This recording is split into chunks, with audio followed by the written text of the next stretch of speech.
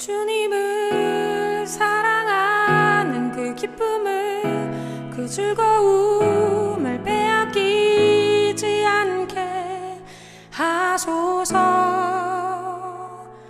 주님을 사랑하는 그 기쁨을, 그 즐거움을 빼앗기지 않게 하소서. 예수, 예수, 오 예수, 예수, 주님을 사랑합니다. 오 예수, 예수, 오 예수, 예수, 주님을 사랑합니다.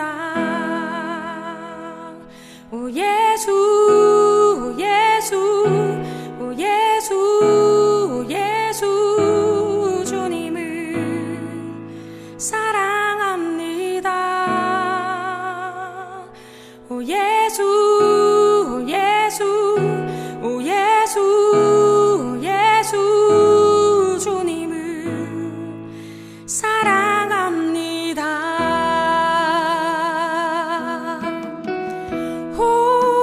호산나, 호산나, 어서 오소서.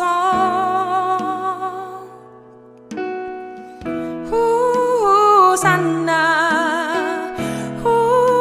호산나, 어서 오소서.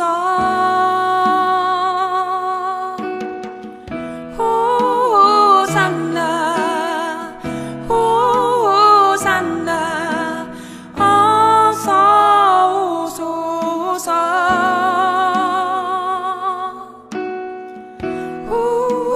호산나, 호산나, 어서 오소서. 우리 왕 예수, 오 예수, 예수, 오 예수, 주님을 사랑합니다. 오 예수, 예수, 오 예수, 예수, 주님을 사랑합니다.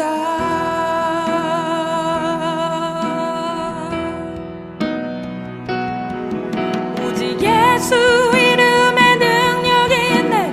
예수 이름에 치유 있네. 예수 이름에 권세 있네. 오직 예수 이름에 능력이 있네. 예수 이름에 치유 있네. 예수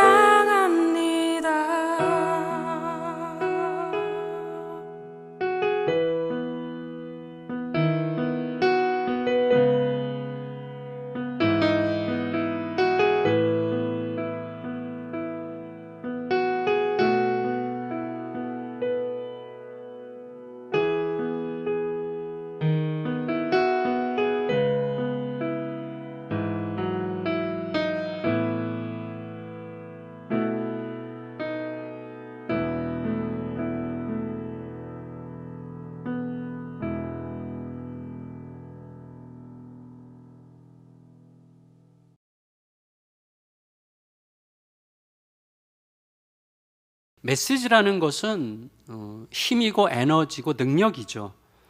그래서 어떤 얘기를 들으면 그게 메시지가 되면 어떻게 되죠? 갑자기 살아나죠. 그건 에너지고 힘이에요. 능력이에요. 그래서 어떤 메시지는 죽이죠, 사람을. 그러니까 누구의 한마디, 그게 이제 메시지라고 할 수 있는데, 확실한 메시지는 확실한 메신저를 통과할 때 메시지의 목적을 달성하게 됩니다. 그래서 확실한 메시지가 확실한 메신저를 통과해야 메시지가 되죠. 사람을 살리는 메시지는 투명하고 정직한 메시지를 전하는 사람, 메신저를 통과할 때 사람을 살리는 능력이 되는 거죠. 하지만 오히려 그 사람을 살리는 메시지가 메신저를 통과하면서 밍밍해지거나 혹은 사람을 가두거나 죽일 수도 있어요. 그게 이제 바리새인들이 그 역할을 한 거죠. 그러니까 생명의 말씀, 사람을 살리는 메시지가 이들을 통과할 때 사람을 가두는 메시지가 되죠. 사람을 가두고 심지어 죽이죠. 소위 배달사고죠. 배달사고. 그거는 욕망으로 마음의 창이 흐려진 메신저 때문에 배달사고가 일어나는 거죠. 남의 이야기가 아니죠. 온 땅에는 이런 배달사고가 아주 편만합니다. 왜 이런 이상한 메신저들이 발생할까요? 자, 우리가 지금 읽어가고 있는 그 요한복음 5장 38년간 갇혔던 일종의 신체적 감옥에서 단번에 벗어나는 변화가 일어났어요. 그것은 그 사람 입장에서 보면 존재의 혁명이죠. 그리고 새 창조의 사건이죠. 그 과정에서 놀라운 실체에 사로잡히죠. 그분의 놀라운 실체.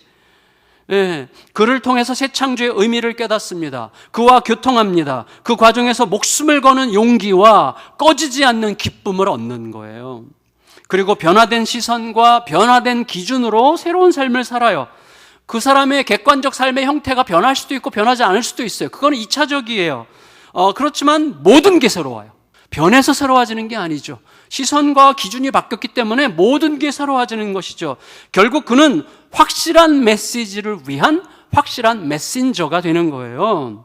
생각해보세요. 예수님 말씀에 따라서 38년 병자가 단번에 회복된 그날은 안식일이었어요. 그럼 여러분 보세요. 안식일과 이 38년 동안 갇혀있던 이 사람, 멀리 있던 안식의 소망이 갑자기 내게 됐어요. 갑자기 성취된 그날이죠. 이 사람은요, 힘내. 단지 힘내라는 격려를 받은 게 아니라 평생 무기력했던 다리에 힘이 들어가서 돌아다니게 된 아주 이상한 날이죠. 이상한 안식일이죠. 그렇지만 진짜 안식이 임한 거죠. 안식의 목적이 성취된 그날이죠. 하지만 이 사람을 둘러싸고 있는 세상은 이 사람의 회복의 기적을 기뻐하기는커녕 안식일에 돗자리 들고 걸어다닌다고 비난하는 세상이에요. 이 종교 장국자들, 뭔가 자기가 종교적 책임이, 이 공동체에 대한 종교적 책임이 있다고 생각하는 이 사람들은 자기들이 정해놓은 소위 정치 종교적이죠. 이 사람, 이때는 정치와 종교가 분리되지 않았어요. 그러니까 정치적이고 종교적인 프레임에서 벗어난 것들에 대해서는 가차 없었어요. 아주 좁고 단단하게 고정된 틀이라고 하는 그들의 시선에 일생 장애에 갇혔던 자가 어떻게 자유를 얻게 됐는가가 아니라 안식일을 어겼느냐 여부만 보인 것. 이것은 뭘 뜻해요? 사람의 인간성이라고 하는 게 왜곡된 신념이나 왜곡된 습관을 통해서 얼마나 심각하게 뒤틀릴 수 있는가 하는 이 슬픔을 단적으로 보여주는데 그 시대의 문제가 아니에요. 우리 시대에도 우리가 예수께 사로잡힌 것과 어떤 신념에 사로잡힌 것을 엄청나게 헷갈려합니다. 이걸 구분하지 못하면요, 정말 좁고 단단하게 굳어진 프레임으로 모든 것에 대해서 가차없는 폭력적인 시선과 몸짓이 나오는 거예요. 그런데 이때 더 기가 막힌 일이 또 일어나는 거예요. 더 기가 막힌 일. 38년간 일생이죠. 내 일생 갇혀있던 나에게 일생일대의 사건을 일으킨 분이 누군지를 몰라. 그분이 누군지를 모르는 거예요. 이 사람에게 그래서 그는 누구예요? 단지 나를 낫게 한 사람일 뿐. 혹은 나에게 자리를 들고 걸어다니라고 말하는 바람에 내가 경건한 유대인들로부터 책망을 받게, 의심을 받게 만든 사람일 뿐이에요. 나는 잘못이 없고 단지 그가 시키는 대로 했을 뿐이라고 지금 얘기하고 있는 거예요. 그러니까 무섭도록 기막힌 동시에 매우 현실적인 이야기죠. 기적에 놀라서 어리둥절하는 동안에 예수님께서 자리를 피하셨기 때문에 현상적으로는. 하지만 진실은 뭐예요? 내가 새 창조의 기적, 혜택 그 자체를, 너무 행복해. 이 행복 그 자체를 너무나 중히 여기느라고 그 기적을 일으키신 분을 놓친 거죠. 이게 남의 모습입니까? 남의 모습이 아니에요. 이 모습은 우리들의 보편적 특성을 반영하는 모습이에요. 여러분, 제가 예수님 몰랐겠어요? 예수님을 모르지 않았습니다. 예수님의 이름을 부르지 않은 게 아니었어요. 부르짖어 기도하지 않은 것도 아니었어요. 예수님만 사랑하게 해달라고 몸부림하면서 기도하는 시간이 적지 않았습니다. 말씀을 파고들었습니다. 묵상했습니다. 말씀대로 순종하려고 너무너무 애를 썼던 시간들이 부지기수였어요. 하지만 더 깊은 관심, 더 깊은 추구, 더 깊은 몸부림은 언제나 내 존재에 관한 거였어요.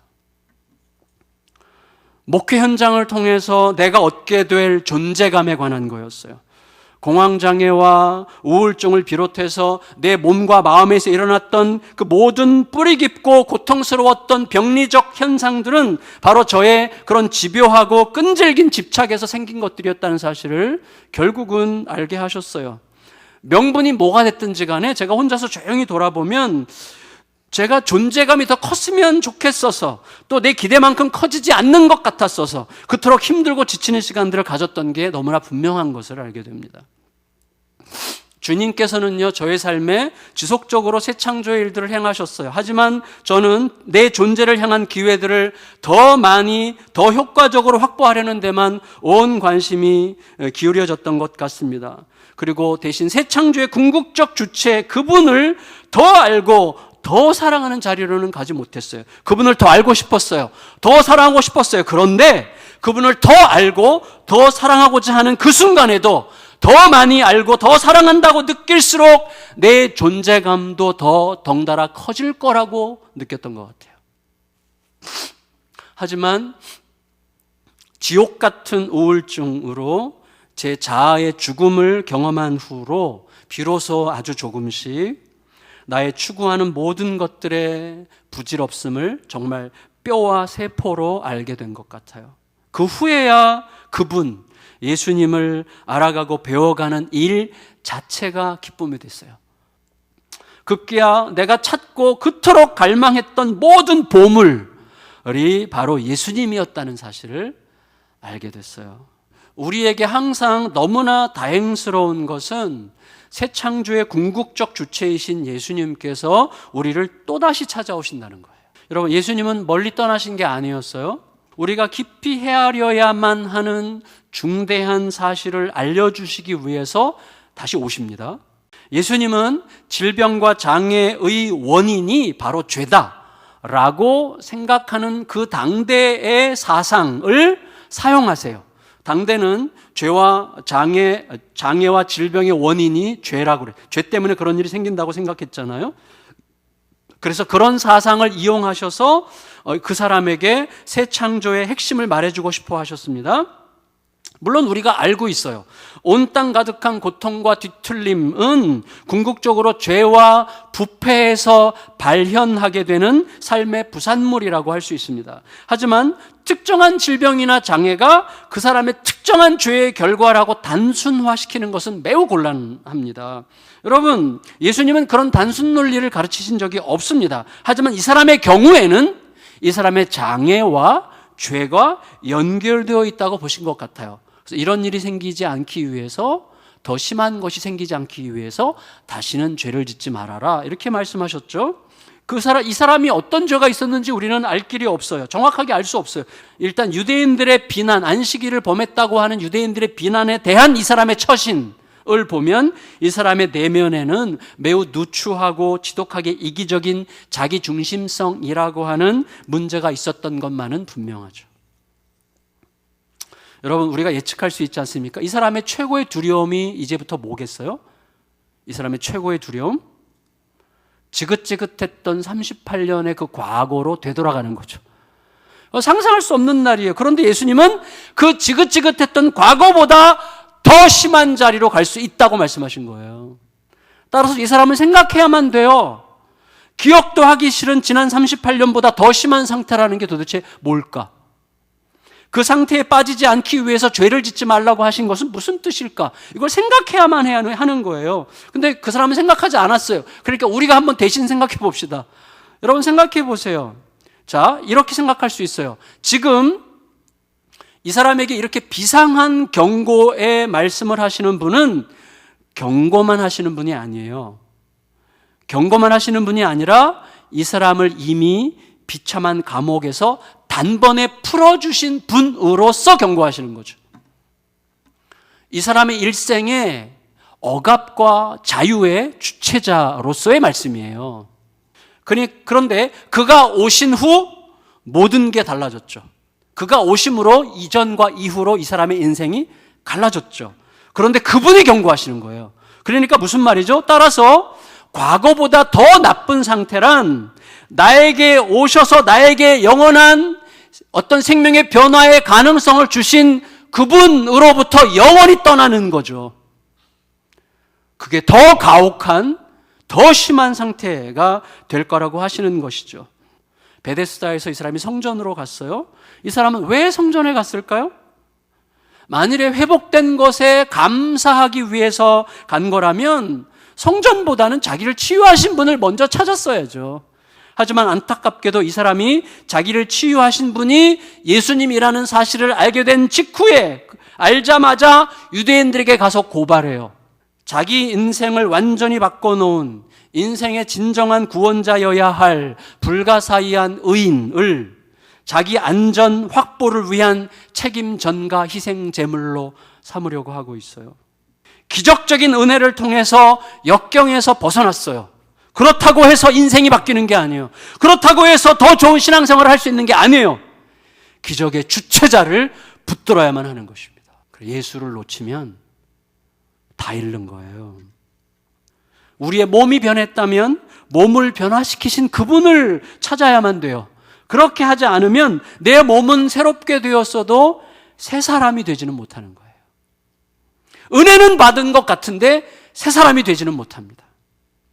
따라서 38년을 넘어서는 기적을 경험한 이 사람은 다만 걸을 수 있게 된 옛사람이었을 뿐이에요. 그는 다만 베데스다 행각에 모인 다른 사람들에 대해서 상대적인 신체적 특권과 우월감을 갖게 된 옛사람이었을 뿐이에요. 여러분, 다만 자기를 고친 자, 나에게 놀라운 기적 같은 은혜를 주신 자가 예수라는 사실을 알게 된 옛사람. 다만 예수 믿으면 구원받는다는 사실을 알게 된 옛사람. 예수 믿는다고 말하는 것조차 어색한 교회 다니는 옛사람일 뿐이에요. 자신에게 임하는 행복에 집중하느라고 그것을 주신 주체자를 알고자 하지 않기 때문입니다. 그분을 붙들고 그분에게 배우고 그분과 동행하는 비밀을 배우지 못했기 때문입니다. 그분과 더불어 살아가는 하나님의 나라를 아직 맞이하지 못했기 때문입니다. 이제 이 사람의 고발 때문에 예수님에 대한 유대인들의 본격적인 박해가 시작이 돼요. 이제 안식일 범법에 관한 책임을 예수님께 묻습니다. 가뜩이나 예수님 때문에 배 아팠던 사람들이 합법적이고 객관적인 근거로 예수님을 비난할 구실을 확보한 거예요. 물론 우리가 알듯이 구약에서는 분명히 안식일에 일하는 걸 하나님께서 금지하셨어요. 근데 중요한 건 뭐죠? 일이라고 하는 것을 어떻게 규정하느냐죠. 그럼에도 불구하고 하나님은 안식일에도 일하신다고 그들도 생각했어요. 어떻게? 하나님은 안식일에도 의로운 사람은 상 주시고 그리고 죄인은 벌 주시는 일을 안식일에도 쉬지 않으신다고 그들이 가르쳤단 말이에요. 그런데 놀랍게도 예수님은 지금 어떻게 하고 계세요? 안식일에 죄인에게 상 주시는 일을 하고 계시는 거예요. 그렇게 하심으로써 예수님은 안식일 개념을 교정하시고 죄인과 의인의 개념도 발칵 뒤집어 놓으시는 거예요. 안식일은 하나님이 아무 일도 안 하시는 날이 아니라 선한 일을 하시는 날인데 하나님이 행하시는 가장 선한 일은 죄인에게 은혜를 주셔서 제자리로 돌아가게 하시는 일이다 라고 하는 의미로 말씀하신 셈이죠. 따라서 예수님의 말씀은 지금 그 일을 하고 계신 아버지와 함께 세상 살리는 은혜의 일을 결코 멈출 수 없다라고 말씀하신 셈이에요. 따라서 예수님은 안식일을 어긴 게 아니라 오히려 성취하신 거죠. 말씀을 정리할게요. 진리가 드러나면 비진리의 인생을 걸었던 사람들은 자기들이 건 그 비진리에 진리성을 부여합니다. 그래서 그것의 존재를 걸어서 이제는 어떻게 해요? 진리 드러내는 자를 제거하려고 하죠. 예수님은 안식일을 범한 적이 없으세요? 오히려 안식일의 본질을 충족시키셨고 안식일을 안식일 되게 하셨어요. 예수님이 어긴 것은 안식일이 아니라 사람들이 만들어서 거기에 절대적 의미를 부여했던 규정 조각들이에요. 그거를 예수님은 어기신 거죠. 하지만 사람들은 우리들도 마찬가지인데 누군가의 행실이 진리의 본질에 부합하지 않기 때문이 아니라 내가 옳다고 생각하는 것에 맞지 않기 때문에 진리를 어겼다라고 말하고 싶어 해요. 예수님은요, 하나님 아버지의 아들이세요. 하지만 예수 같은 자가 하나님의 아들일 리 없다라고 생각하는 자에게는 아버지의 아들도 아버지의 아들이 아니어야 되는 거예요. 그게 무서운 거예요. 그게 우리들의 자기중심성이라고 하는 죄의 뿌리 깊은 본질이죠. 이런 사람들은 결코 아버지의 메신저가 되지 못하는 거예요. 여러분, 예수의 이름을 부르는 자는 그렇게 많아도 예수의 메신저가 되는 존재들은 너무나 없는 거예요. 예수의 메신저가 된다는 건 뭐죠? 사람들이 그를 보고 그의 행실을 보고 그의 삶을 보고 예수께 가고 싶어지고 예수가 궁금해지고 예수께 가서 새 생명을 얻게 되게 하는 그 사람이 메신저죠. 메시지를 아는 자는 그렇게 많지만 메신저는 너무나 없는 거죠. 너무너무 중요한 것은 내게 무슨 일이 생겼느냐 보다도 나에게 그 일을 행하신, 나를 부르신 그분이 누구시냐 하는 거죠. 그것을 알 때 비로소 우리들은 그분의 말씀을 듣습니다. 그분의 말씀이 진심을 거듭 확인하게 됩니다. 그분을 즐거워하게 됩니다. 그분과 실제로 동행하면서 이 세상의 방식으로는 결코 희망이 없었던, 이제는 완전히 새로운, 그러나 태초부터 있었던 본래의 정신, 나를 내어주는 사랑과 신뢰의 방식으로만 진정한 희망이 성취된다는 것을 확인받기 시작해요. 결국 나는 그분, 곧 예수가 되고 싶어요. 예수로 살고 싶은 마음이 막 솟아오르는 거죠. 그때 우리는 우리의 현상이 어떻게 달라지느냐의 변화, 이것도 매우 중요하지만 그것을 덜 중요하게 생각하면서 혹은 그것과 별 상관없이 나의 내면에서부터 시작해서 모든 것들이 달라진 신비함 한가운데 존재하며 행동할 수 있게 되는 것입니다. 우리 모두가 그 아름다운 확실한 메신저로 서기 위해서 더욱더 예수를 함께 바라보고 배우고 듣고 동행하는 은혜의 자리에 더 깊이 들어가는 이 어둠의 시간을 통과하여 진짜 확실한 빛을 보게 되는 우리 모두가 되시기를 예수님의 이름으로 축원합니다.